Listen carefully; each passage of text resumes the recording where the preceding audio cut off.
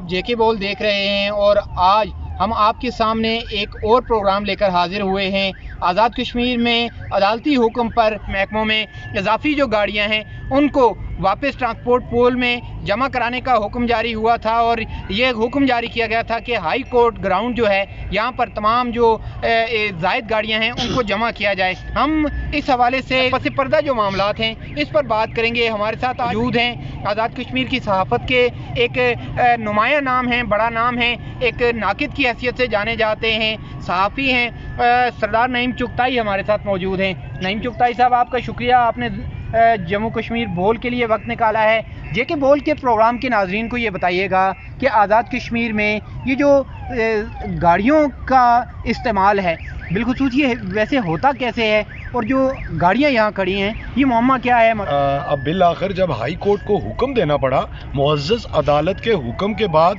ये जो गाड़ियाँ, चंद गाड़ियाँ आपको नज़र आ रही हैं, ये मेरे ख्याल में 20 से 25 गाड़ियाँ खड़ी हैं, ये आज यहाँ इस हाई कोर्ट ग्राउंड में जमा की गई हैं। वो गुज़श्ता असेंबली इजलास में भी ये बात डिस्कस हुई, मीडिया पीट रहा है पिछले सालों से कि ये बदू इस्तकाक गाड़ियाँ हज़ारों की तादाद में यहाँ पे गवर्नमेंट के पास या मुख्तलिफ डिपार्टमेंट्स के पास गाड़ियाँ हैं जो इस्तकाक से बढ़ के हैं। 3000 सीसी से ज़ायद, मतलब मैरान जो होती है वो 800 सीसी से लेके 3000 प्लस सीसी तक की गाड़ियाँ यहाँ खड़ी हैं और इंतहाई कीमती गाड़ियाँ खड़ी हैं। आपको नहीं लगता कि इन गाड़ियों की ख़रीद या फिर इनके मुतबादिल जो गाड़ियाँ खरीदी गई होंगी, बजाय ये लगता है कि ये गाड़ियाँ काबिल इस्तेमाल थीं?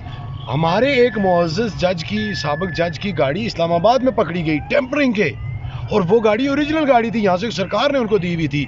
जब मालूम पड़ा, जब तहकीकात हुई तो पता चला कि पूल डिपार्टमेंट भी उसमें इन्वॉल्व था, उसमें इंतहाई आला सतही पॉलिटिशियंस इन्वॉल्व थे। ये गाड़ियाँ अवाम के टैक्स के पैसों से खरीदी गई हैं। ये वो गाड़ियाँ हैं जो बेगमात को शॉपिंग प्लाजाज में लेके जाती हैं, बच्चों को ठंडे मकामात पे लेके जाती हैं और जहाँ पे जाके वो बच्चे इनकी सब्ज़ नंबर प्लेटों के ऊपर पाँव रख के तस्वीरें बनवाते हैं। ये वो गाड़ियाँ हैं जिनकी बदौलत इस वक्त रियासत में, ये कहें या ना कहें, लेकिन अगर रियासत में आवाम को आटा नहीं मिल रहा, गैस सिलेंडर नहीं मिल रहे, ये बाकी चीज़ें, ये सब पैसे इन अल्लू तल्लू पे लगाए जा रहे हैं। क्या समझते हैं कि अदालती हुक्म के मुताबिक तमाम इजाफी गाड़ियाँ यहाँ पहुँचा दी? नहीं, ये तो आटे में नमक के बराबर नहीं है।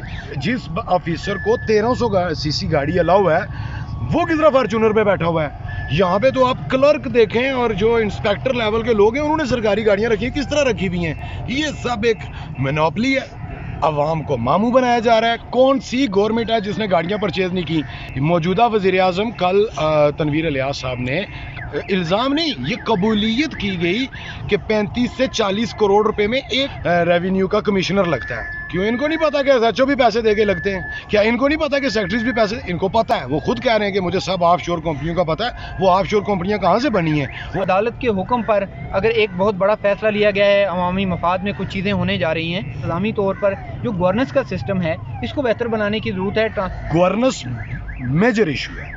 वज़ीर आज़म खुद कह रहा है कि ब्यूरोक्रेट्स जो है वो हुकूमतें चेंज करते हैं। वज़ीर आज़म साहब खुद बैठे हुए इस्लामाबाद में, यहाँ पे जब वो आते हैं बयान दे के और चले जाते हैं। गवर्नेंस किधर से हो? बहुत शुक्रिया नईम चुगताई साहब, आपने वक्त दिया। रियासत में गवर्नेंस जो है वो कहीं भी नहीं है और ये ब्रेकिंग न्यूज़ नहीं है, ये आप सब भी जानते हैं, हम भी जानते हैं, लेकिन बुनियादी किरदार आवाम का है कि वो इन तमाम मसाइल को लेकर अपना मसला जानते हुए आवाज़ उठाएं, अपने हकूक़ की बात करें। इस पर आपको आगाह करते रहेंगे। हमारा आइंदा का जो प्रोग्राम होगा एक तहकीकाती रिपोर्ट पर मुश्तमिल होगा, जिसमें हम आज़ाद कश्मीर के एक किसी बड़े अखराजात के हवाले से बात करेंगे। देखते रहिए जम्मू कश्मीर बोल को। अल्लाह निगहबान।